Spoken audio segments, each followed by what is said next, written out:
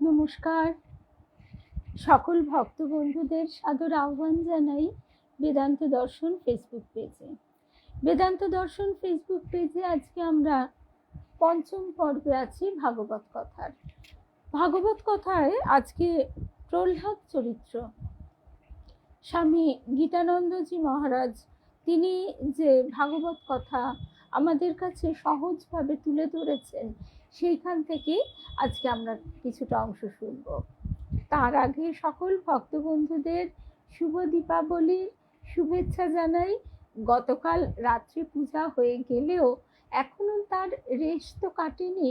সকালবেলা ঘুম থেকে উঠেই দূর থেকে ভেসে আসছে পান্নালাল ভট্টাচার্যের কণ্ঠে শ্যামা সঙ্গীত। ছোটবেলায় পান্নালাল ভট্টাচার্যের গান শুনতে শুনতে ভাবতাম তিনি সাধক। সাধক তো বটেই, কিন্তু ধারণা ছিল ওই পুরো ব্যাপারটাই তিনি, তারই কথা, তারই সুর, তারই আরতি, এমনভাবে পান্নালালের কণ্ঠে মাতৃসঙ্গীত জীবন্ত হয়ে ওঠে। শুভ সকাল সোমা। আর আজকে এখনো সেই পূজার রেশ কাটেনি। আবার দিওয়ালি, যেটা সারা ভারতবর্ষ জুড়ে পালন করা হয়, রামের অযোধ্যায় ফিরে আসা, এটি হচ্ছে সেখানকার বিষয়। রাম দীর্ঘ 14 বছর বনবাসের পর অযোধ্যায় ফিরছেন, তাই সমস্ত বাড়িগুলি আলোকিত করা হচ্ছে। সেই উপলক্ষে দিওয়ালি। তা আজকে আমরা সকলকে সেই আলোর শুভেচ্ছা জানাই। আমরা সবাই যেন আলোর পথে চলতে পারি। শুভ সকাল পারমিতা। তাহলে ঠাকুর মায়ের শ্রী চরণে সাষ্টাঙ্গ প্রণাম নিবেদন করে, শ্রী গুরুদেবকে স্মরণ করে আমরা শুরু করছি আজকের প্রসঙ্গ। যুধিষ্ঠির নারদকে জিজ্ঞাসা করছেন, যে এই যে লোকে আমাদের নিন্দা স্তুতি জ্ঞাপন করে, সম্মান করে, কেউ বা অপমান করে, এইগুলি কে অনুভব করছে? আমি অনুভব করছি যে বলি আমাকে নিন্দা করলো, বা আমাকে অসম্মান করলো, আমাকে অকথা কুকথা বললো, এরকম প্রসঙ্গ তো আমাদের সকলকেই বলতে হয়। তা এই যে দেহাভিমানী ব্যক্তি অজ্ঞানবশত এইসব অনুভব করে, অর্থাৎ নিন্দা শুনলে রাগ হয়, প্রশংসা শুনলে আনন্দ হয়, এইগুলি সবই দেহের ধর্ম, আত্মার নয়। আত্মাকেই দেহ মনে করে লোকে আমি আমার মনে বলে এবং মনে করে, তারই ফলে সে বলে এ আমার শত্রু, একে বধ করব, এ আমার মিত্র, একে আমি সাহায্য করব, একে আমি তাই ভালোবাসি ইত্যাদি। কিন্তু শ্রী ভগবানে এই রকম দেহাভিমান নেই বলে তার ওই রকম ভেদ বুদ্ধিও নেই। এই কথাটি শ্রী শ্রী মা দু হাত বাড়িয়ে জগতের সকলের প্রতি দু হাত বাড়িয়ে বললেন, সতেরো মা, আমি অসতেরো মা। কথাটা আমরা শুনে শুনে বা বারে বারে বলে বলে তার গুরুত্বটা হয়তো সবসময় বুঝে উঠতে পারি না, কিন্তু একটা অসৎ, চোর, ডাকাত, খুনি কে তার মা হতে চায়? তাকে একটা কুপথে যাওয়া, সমাজের চোখে পতিত হওয়া, তাকে কে কাছে টেনে নিতে চায়? কেউ কিন্তু চায় না। তা সুতরাং এই ভাবটি তার ভিতরেই একমাত্র প্রকাশ পায় যখন সে সর্বভূতে ঈশ্বর দর্শন করে। আর শ্রী ভগবান যখন দেহ ধারণ করে অবতীর্ণ হন, তখন তিনি এই শিক্ষাটি নিজের জীবনে দেখিয়ে যান। তবে যে দেখা যায়, যুধিষ্ঠির এবার বলছেন, তবে যে দেখা যায় তিনি অসুর বধ করছেন। আপনি বললেন, নারদকে তিনি বলছেন যে তিনি বিক্ষুব্ধ হন না এবং তার পক্ষে অপরকে হিংসা করাও সম্ভবপর নয়। তখন নারদ বলছেন, হ্যাঁ, এটা অসুরদেরই কল্যাণের জন্য।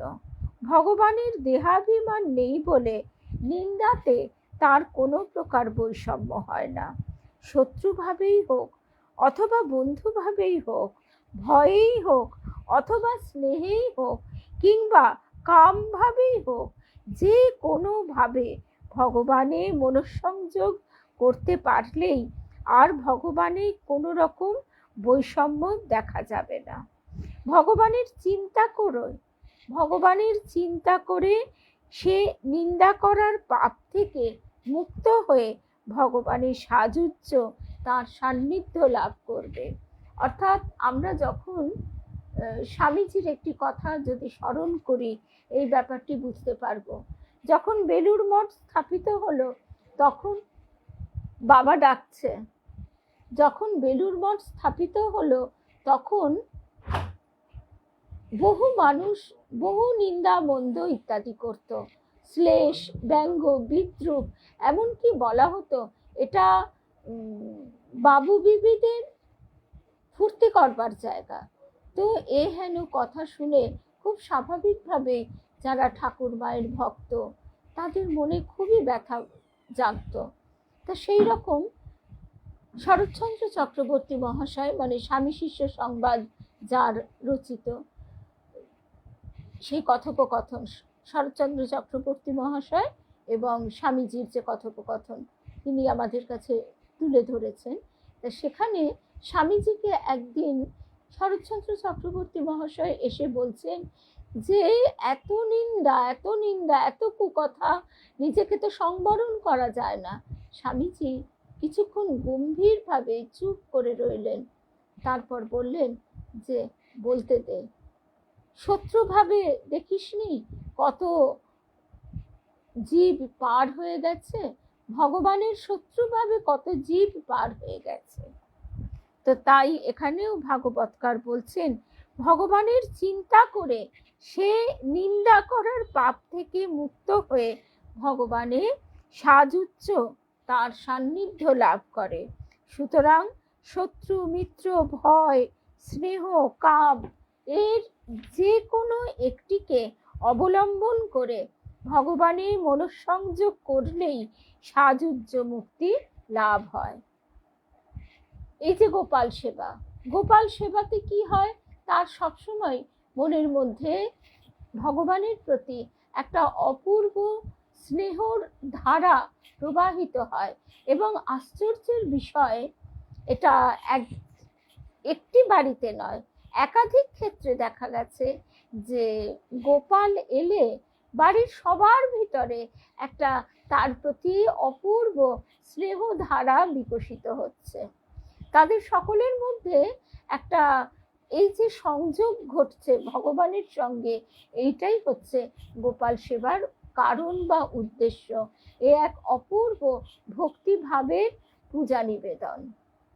এই পূজায় সেরকম কঠিন কোনো কিছুই নেই, এখানে শুধু ওই ঠাকুরের সহজ কথাটি মোড় ফিরিয়ে দেওয়া। যেমন আরশোলার ভয়ে ঠাকুর বলতেন, কাঁচ পোকার চিন্তা করে করে কাঁচ পোকাই হয়ে যায়। গভীর চিন্তা, গভীর ধ্যানের ফল এই যে ধ্যানকারী, যিনি ধ্যান করছেন, ধ্যেয় বস্তুর সঙ্গে একীভূত হয়ে যায়। সকল ভক্ত বন্ধুদের শুভ সকাল জানাই। সংযুক্তা, কল্যাণীদি, জয়ন্তীদি, সঞ্চিতা, অনিতা, শর্মিলাদি, শুভ্রা, মিনুদি, মিনাদি, সঙ্গীতা, পারমিতা অবধি দেখেছিলাম, চিনুদি, শুভ সকাল। তাই এই যে বলা হলো ভগবানের সঙ্গে শত্রুতা করে, তাকে হিংসা করে অথবা কামভাবে তাকে লাভ করা যায়, এটা কি একটা কথার কথা মাত্র, না এর কোনো নজির আছে? তার উত্তরে ভাগবতকার বলছেন, যে কোনোভাবে ভগবানের মনঃসংযোগ করতে পারলেই তাকে লাভ করা যায়। উপমা স্বরূপ নারদ বলছেন, গোপীরা কাম ভাবে, কংস ভয়ে, শিশুপাল প্রভৃতি রাজারা বিদ্বেষ বশত, যাদবেরা আত্মীয়তা বশত, এবং তোমরা স্নেহময় ভাবের জন্য ও আমরা ভক্তিভাব অবলম্বন করে শ্রী ভগবানে তন্ময়তা লাভ করেছি। এখন গোপীদের কামভাব আমরা যেন না চিন্তা করি আমাদের জাগতিক কামভাবের সঙ্গে। গোপীদের কামনা ছিল একটি, তারা সব সময় কৃষ্ণ সান্নিধ্য লাভের জন্য উৎসুক হয়ে থাকত।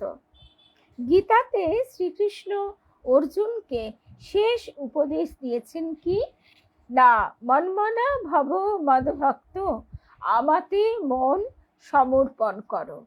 এইটি হচ্ছে সর্বশাস্ত্রের সার কথা। ভগবানে মনঃসংযোগ করতে হবে। শুভ্রাদি, শুভ সকাল। ভগবানে মনঃসংযোগ করতে হবে, যে কোনোভাবে যেমন করে পারো ভগবানে তন্ময়তা লাভ করতে হবে। ঠাকুর বলতেন, জোশ করে আগে যদু মল্লিকের সঙ্গে ভাব করো, তারপর তো তোমার যা জানার সেসব জানিয়ে দেবেন। মা বলতেন, তোমাদের আর জ্ঞান চচ্চড়ি করতে হবে না, শুধু এইটি জানলেই হবে, আমি মা, তুমি সন্তান। শুভ সকাল রূপশ্রী। এই জানাটা কিন্তু অত সহজ নয়। এই জানতে গেলে যখন আমরা নিজেদের মনটাকে খতিয়ে দেখব, তখন আমরা বুঝতে পারবো যে কত ফাঁক থেকে যাচ্ছে। কবি তাই গাইছেন, তোমায় দিতে পূজার ডালি বেরিয়ে পড়ে সকল কালি, পরাণ আমার পারি না তাই পায়ে থুতে, দয়া দিয়ে হবে গো মোর জীবন ধুতে। তিনি দয়া করে, তার কাছে দয়া ভিক্ষা করতে করতে তিনি কৃপা দয়া অহৈতুকী, আমরা তার কি করতে পারি, কি সেবা যত্ন করতে পারি, তিনি অহৈতুকী কৃপায় আমাদের তার চরণ সংলগ্ন করে রাখেন। এবারে এই যে ঘটনাটি আমরা শুনব, সেখানে দেখা যাচ্ছে যে ভগবান বিষ্ণুর দ্বারপাল ছিলেন জয় ও বিজয়। এরা শ্রী ভগবানেরই ইচ্ছায় ঋষিদের অভিশাপকে উপলক্ষ করে তিনবার অসুর দেহ ধারণ করে এবং ভগবানের প্রতি বৈরী ভাব অর্থাৎ শত্রু ভাব অবলম্বন করেছিলেন। প্রথমবার তারা হিরণ্যাক্ষ এবং হিরণ্যকশিপু রূপে, দ্বিতীয়বার রাবণ এবং কুম্ভকর্ণ রূপে, আর তৃতীয়বার শিশুপাল ও দন্তবক্র রূপে জন্ম পরিগ্রহ করেন এবং প্রতিবারই শ্রী ভগবানের হাতে মৃত্যুবরণ করেছিলেন। বিষ্ণু পার্ষদ এই জয় বিজয়ী শ্রী ভগবানের প্রতি তীব্র বৈরী ভাব অবলম্বন করে ভগবানকে গভীরভাবে চিন্তা করে আবার শ্রী ভগবানের কাছেই ফিরে গেলেন। অর্থাৎ শত্রুভাবে তাকে কি করে আমি পরাজিত করব, এই চিন্তা করতে করতেই তো শ্রী ভগবানের চিন্তা করা হয়ে যাচ্ছে। শুভ সকাল রুমাদি পিয়ালি। তোমাদের সামনেই শিশুপাল শ্রীকৃষ্ণের চক্রাঘাতে নিহত হয়ে শ্রী ভগবানকেই লাভ করলেন। দেবর্ষি নারদ আবার বললেন, জয় বিজয় প্রথমবার হিরণ্যাক্ষ ও হিরণ্যকশিপু রূপে জন্ম পরিগ্রহ করেন। তখন তাদের তেজে দেবতা, যক্ষ, গন্ধর্ব প্রভৃতি সকলে অতিষ্ঠ হয়ে উঠলেন। তখন ভগবান বরাহ মূর্তি ধারণ করে হিরণ্যাক্ষকে বধ করেন। হিরণ্যকশিপু তখন ভ্রাতৃহন্তা শ্রীহরির প্রতি অত্যন্ত ক্রুদ্ধ হয়ে অসুরদের আহ্বান করে বললেন, শ্রীহরি সর্বত্র তুল্য ভাবাপন্ন অর্থাৎ সমভাবাপন্ন, তার শত্রু মিত্রে কোনো ভেদ নেই। তবুও এই ভীরু শক্তিহীন দেবতারা শ্রীহরিকে তপস্যার দ্বারা সন্তুষ্ট করে আমার প্রবল প্রতাপান্বিত ভাই হিরণ্যাক্ষকে বধ করেছে। দেবতাদের তো আমি দেখেই নেব, এখন এই শ্রীহরির সম্বন্ধে কি করব তা তোমাদের বলছি, তোমরা সব মন দিয়ে শোনো।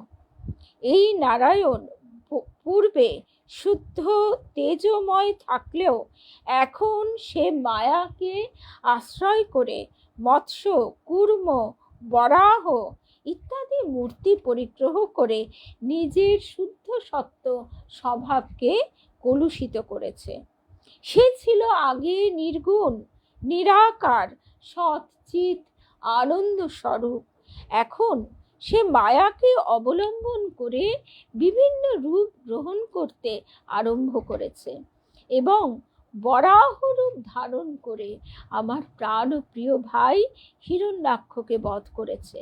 শ্রীহরি অত্যন্ত অস্থির চিত্ত। একটু আরাধনা করলেই সে সাধকের প্রতি স্নেহশীল হয়ে পড়ে। বালকের মতোই সে চঞ্চলমতি। সুতরাং আমি তাকে বধ করে তার রক্ত দিয়ে হিরণ্যাক্ষের তর্পণ করব। সেই কপট নারায়ণকে বধ করলে বিষ্ণুগত প্রাণ দেবতারা চিরকালের মতো শেষ হয়ে যাবে। নারায়ণই হচ্ছে যোগ্য পুরুষ, ধর্মের মূল আশ্রয়।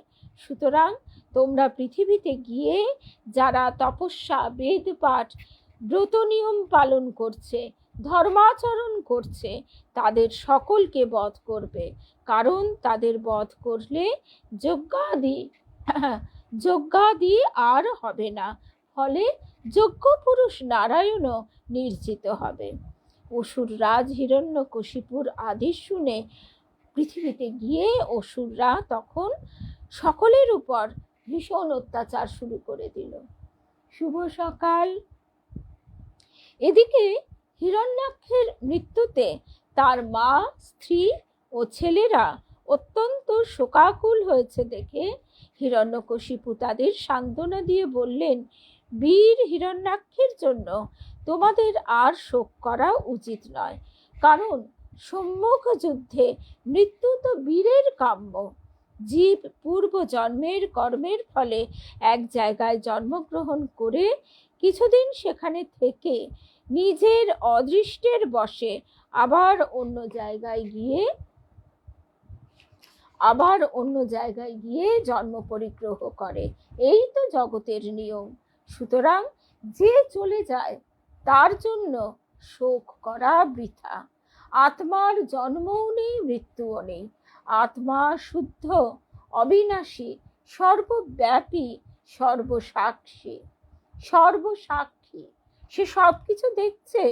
আত্মা দেহ নয়, কিন্তু অবিদ্যার বশে এই দেহকেই আত্মা বলে মনে করে জীব সুখ দুঃখ ভোগ করে থাকে।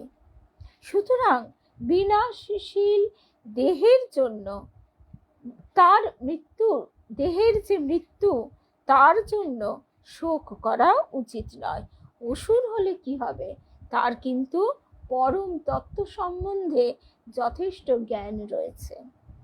দৈত্যরাজ হিরণ্যকশিপু তখন অপরাজেয়, অমর এবং অপ্রতিদ্বন্দ্বী রাজা হবার জন্য অতি ভয়ঙ্কর তপস্যা শুরু করেছে। তার উগ্র তপস্যায় সন্তুষ্ট হয়ে ব্রহ্মা তাকে দর্শন দিয়ে বললেন, তুমি সাধনায় সিদ্ধি লাভ করেছ, আমার কাছে তোমার অভিলষিত বর প্রার্থনা করো। হিরণ্যকশিপুর ইচ্ছা অমরত্ব লাভ করা, কিন্তু ভাবলেন যদি অমরত্ব বর প্রার্থনা করি তবে ব্রহ্মা বলবেন যে কল্প শেষে ব্রহ্মারও বিনাশ হয়, অর্থাৎ একটা দীর্ঘ সময়কে কল্প বলা হয়, তারপর তো ব্রহ্মার বিনাশ হবে। সুতরাং তার পক্ষে কাউকে অমরত্বের বর দেওয়া সম্ভব নয়। এইভাবে চিন্তা করে হিরণ্যকশিপু তখন ব্রহ্মাকে প্রণাম করে বললেন, হে বরদোষ শ্রেষ্ঠ, আপনি যদি আমাকে আমার মনোমতো বর দিতে চান তবে এই বর দিন যাতে আপনার সৃষ্ট কোনো প্রাণী আমাকে বধ করতে না পারে। হিরণ্যকশিপু তারপর আবার ভাবলেন, না, এই তো হলো না। আমার যদি স্বাভাবিকভাবে মৃত্যু হয় তাহলে সেই মৃত্যুকে রোধ করবার উপায় কি? তাই স্বাভাবিক মৃত্যু অতিক্রম করার জন্য বললেন, ঘরের ভিতরে অথবা বাহিরে, দিনে অথবা রাত্রিতে, ভূমিতে অথবা আকাশে, কোনো অস্ত্রে অথবা শস্ত্রে যেন আমার মৃত্যু না হয়, এই বর আমায় দিন।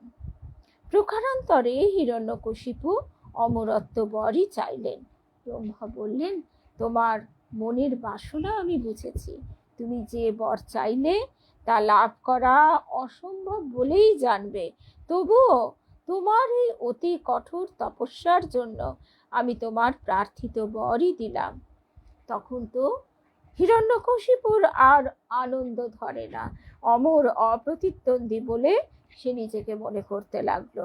ব্রহ্মার কাছ থেকে বর লাভ করে হিরণ্যকশিপু তখন সুবর্ণময় দেহ ধারণ করে ভ্রাতা হিরণ্যাক্ষের মৃত্যুর কথা ভাবতে ভাবতে ভগবান বিষ্ণুর প্রতি অত্যন্ত ভয়ঙ্কর বিদ্বেষ ভাব পোষণ করতে লাগলেন।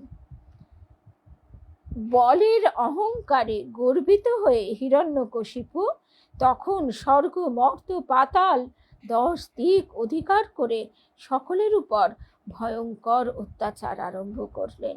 তার এই অত্যাচারের কোনো প্রতিকার নেই জেনে দেবতারা ভগবান বিষ্ণুর শরণাপন্ন হলেন।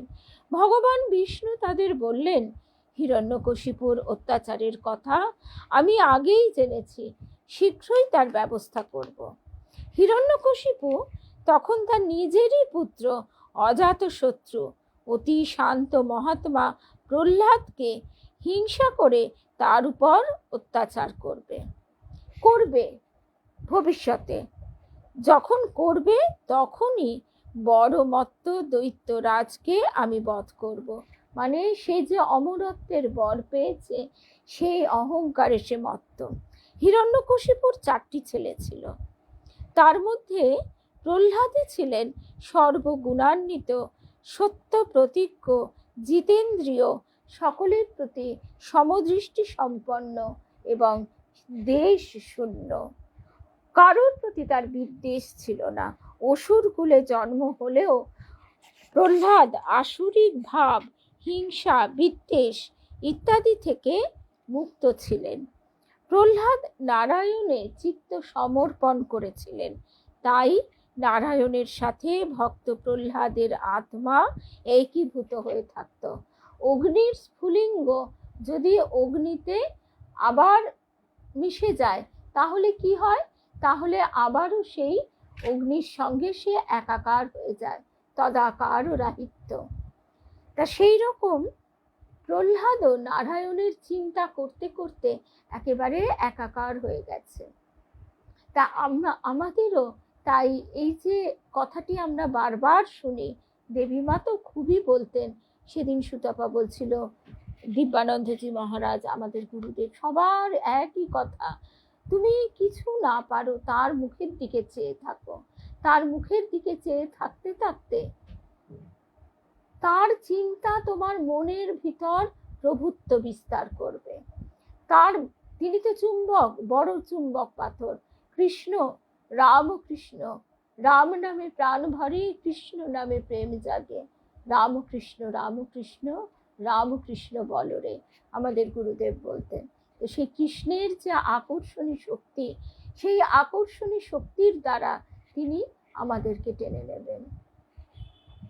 তো এইবারে বৈকুণ্ঠপতির চিন্তায় প্রহ্লাদ কখনো কাঁদতেন, কখনো তার চিন্তায় আনন্দিত হয়ে হাসতেন, আবার কখনো গান করতেন, কখনো লজ্জা ত্যাগ করে নাচতেন। মাস্টার মশাইকে ঠাকুর বলছেন, কি গো তোমার আবার লজ্জা কিসের? নে রে শালা, ওঠ নাচ, এরম করে কথা মৃতে আছে।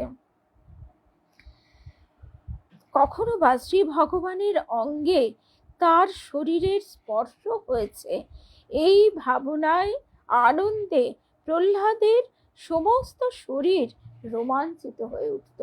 সেই গিরিশ ঘোষ বলেছিলেন না, গঙ্গা আমার কি পাপ হরণ করবে, বরং গঙ্গাই শুদ্ধ হয়ে যাবে।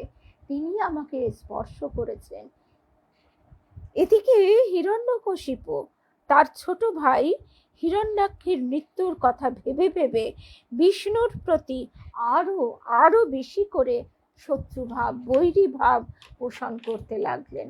অথচ তারই পুত্র বিষ্ণুর পরম ভক্ত, এ কি সহ্য করা যায়? তাই নিজের ছেলে হলেও বিষ্ণু বিদ্বেষী হিরণ্যকশিপু প্রহ্লাদের প্রতিও বিদ্বেষ পরায়ণ হতে লাগলেন।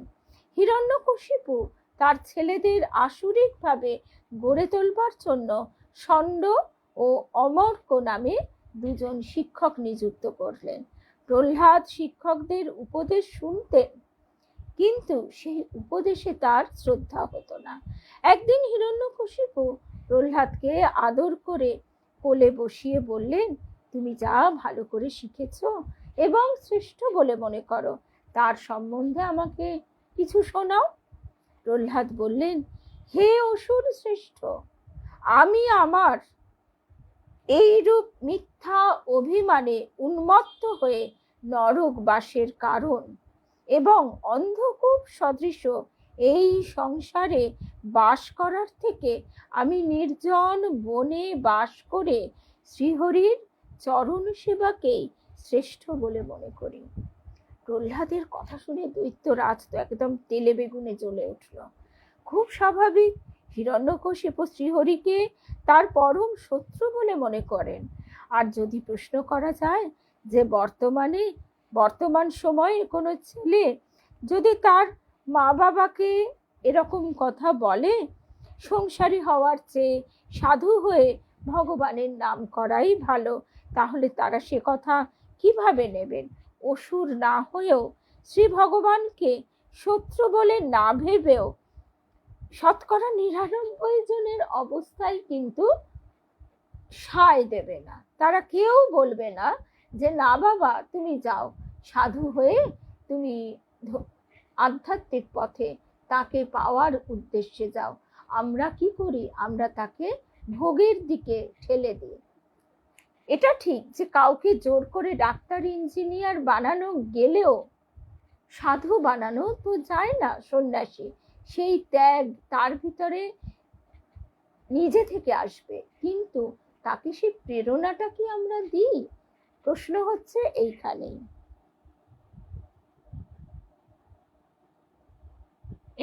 একদম সারা না আছে, এইটা আমারও খুব ভালো লাগে। আর তখন হচ্ছে MA পাশের ওপর আর কিছু নেই। আর সেই বলছি যে কথামৃতের ধ্যান এই রকমই। জয় রামকৃষ্ণ। তারপরে যে কথাই ছিলাম, তো আমরা কি করি? আমরা ভুলে যাই যে আমরা কিন্তু মদালসার ঐতিহ্য বহন করছি। মদালসার গল্প আমরা আগেও শুনেছি, আবারও শুনব। নিশ্চয়ই মনে আছে যে তিনি তার সন্তানদের ঘুম পাড়ানি গানের মধ্যে দিয়ে এই গভীর তত্ত্ব কথা তাদের কানে প্রবেশ করিয়ে দিতেন। তার ফলে কি হলো, তার তিনটি ছেলেই, তার না একদম কনিষ্ঠ পুত্রটি সন্ন্যাসী হয়ে গেল। আর একটু ভুল হচ্ছে, তার তিনটি ছেলে, প্রথম, দ্বিতীয় এবং তৃতীয়, তিনটি ছেলেই একটু করে বড় হয়ে মায়ের প্রভাবান্বিত হয়ে তারা সংসার ছেড়ে চলে গেল। আর শেষেরটির ক্ষেত্রে কিন্তু রাজা একেবারেই রাজি ছিলেন না। তিনি তাকে খুব ছোট বয়সেই রাজ্যপাটের সব দায়িত্ব দিলেন। কিন্তু হলো কি, তার আগেই তাদের মা গত হয়েছেন। তাদের মা মদালসা হাতের একটা আংটি পরিয়ে দিয়েছিলেন। সেই আংটিতে এসব তত্ত্ব কথাগুলি লেখা ছিল। সেই তত্ত্ব কথাগুলি তাদের ঘুম পাড়ানি গানের ভিতর দিয়ে তাদের অন্তরে তো তিনি প্রবেশ করিয়েই ছিলেন, আবার এইভাবে তাদেরকে দিয়েও গিয়েছিলেন। আমরা কি মনে করি আমরা কতটা ব্যাংক ব্যালেন্স দিয়ে গেলাম? এটাই তো ভাবি, কটা বাড়ি গাড়ি দিয়ে গেলাম, কতটা বিষয় সম্পত্তি দিয়ে গেলাম, কিন্তু তার জন্য এই শুভ সংস্কার কি দিয়ে গেলাম? এটা কি আমরা ভাবি? কজন ভাবি? ভুলে যাই যে আমরা মদালসারই ঐতিহ্য বাহি, সেই রকম মা আমরা, কিন্তু সেটাও ভুলে বসে আছি। তো তারপর তিনি যখন রাজা হলেও তার মন তো আর 5জন রাজার মতো নয়। যখনই শত্রুর আক্রমণে চারিদিকে তছনছ শুরু হলো, তিনি দেখলেন যে এইভাবে তো বাঁচা সম্ভব না। তাহলে আমি কি করব? মা তো বলেছিল যখন দুঃসময় পড়বে তখন তুমি এই হাতের আংটিটা খুলে দেখবে কি আছে। যথারীতি আংটিটি খুলে তার ভিতরে ছোট ছোট করে যে লেখাগুলি তিনি দেখলেন, সেই লেখাতেই তার জ্ঞানোদয় বোধোদয় হলো। তাছাড়া তার মা তো তার ভিতরে সংস্কারের বীজটি আগেই দিয়ে দিয়েছিলেন। তখনই সে বুঝলো যে এ সমস্ত কিছুর জন্য আমি নিজের এই জন্ম যেন ছাড়খাড় না করি। সে তখন নির্জনে তপস্যা করতে চলে গেল, সব কিছু ছেড়ে। আর আমরা ঠিক এই বিপরীত কাজটা করি। তা সেই রকম প্রহ্লাদের কথা শুনে দৈত্যরাজ ভাবলেন, প্রহ্লাদ তো ছেলে মানুষ, তার তো সন্তান স্নেহে সে অন্ধও বটে, সে কি বোঝে? না, ছেলের আমার কোনো দোষ নেই, যতই আমার রাগ হোক, রাগ আমার ছেলের ওপর নয়, রাগ ওই শিক্ষকদের উপর, তাদের শিক্ষার দোষে প্রহ্লাদের এমন বুদ্ধি বিপর্যয় ঘটেছে। সুতরাং তিনি শিক্ষকদের ডেকে আচ্ছা করে ধমক দিয়ে বললেন যে তোমাদের এত যে বেতন দিচ্ছি, তোমাদের যে পুষছি, সেখানে তোমরা কি করছো? প্রহ্লাদকে ঠিক শিক্ষা দিতে পারছো না।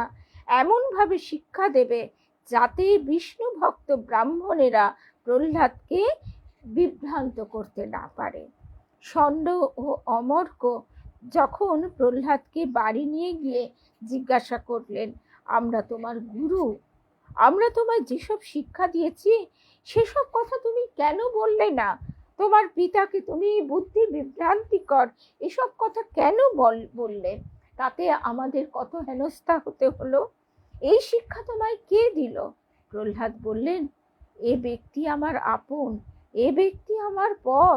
এই রকম যে মিথ্যা চিন্তা, মিথ্যা অভিনিবেশ, এটা ভগবানের মায়া থেকেই উৎপন্ন হয়। সাধারণ মানুষ এই মায়ায় মুগ্ধ হয়ে দুঃখ ভোগ করে। যখন ভগবান কারো প্রতি কৃপা করেন, তখনই তার এই আপন পর রূপ মিথ্যা অভিনিবেশ, মিথ্যা দেহাভিমান জনিত অসৎ বুদ্ধির নিবৃত্তি হয়। অবিদ্যায় আচ্ছন্ন জীব এই ভেদ বুদ্ধির জন্যই বাক্য মনের অতীত পরমাত্মাকে আপন এবং পর বলে মনে করে। অর্থাৎ এ আপন এ পর, এইভাবে মায়ার দ্বারা বশীভূত হয়ে সে চিন্তা করতে থাকে। এটাই তো বুদ্ধির বিভ্রম। আমি জানি না কোন তপস্যার ফলে আমার এমন সৌভাগ্য হয়েছে যে শ্রী ভগবানের ইচ্ছানুসারে আমার মন সর্বদা তারই কাছে কাছে অবস্থান করে। এই হলো আজকের প্রসঙ্গ। আরো প্রসঙ্গ আছে, কারণ এরপরে প্রহ্লাদের উপর আরো তার পিতা নানাভাবে অত্যাচার শুরু করবে, আরো নানাভাবে বারবার জিজ্ঞাসা করবে, কিন্তু প্রহ্লাদ একেবারে দৃঢ় প্রতিজ্ঞ, তার বুদ্ধির এক চুল এদিক ওদিক হবে না। তো এইভাবে তার কাছে আমাদেরও প্রার্থনা, আমাদেরও বুদ্ধি, মন, দেহ সব যেন তার কাছে কাছে থাকে। আমাদের গুরুদেব তাই বলতেন, জয় রামকৃষ্ণ, জয় শ্রী হরি, জয় জয় তারা শারদেশ্বরী। যেই রাম সেই কৃষ্ণ সেই শ্রী হরি, তারই মাঝে কালী তারা শারদেশ্বরী। রামকৃষ্ণ রামকৃষ্ণ, রাম নামে প্রাণ ভরে, রামকৃষ্ণ রামকৃষ্ণ, কৃষ্ণ নামে প্রেম জাগে।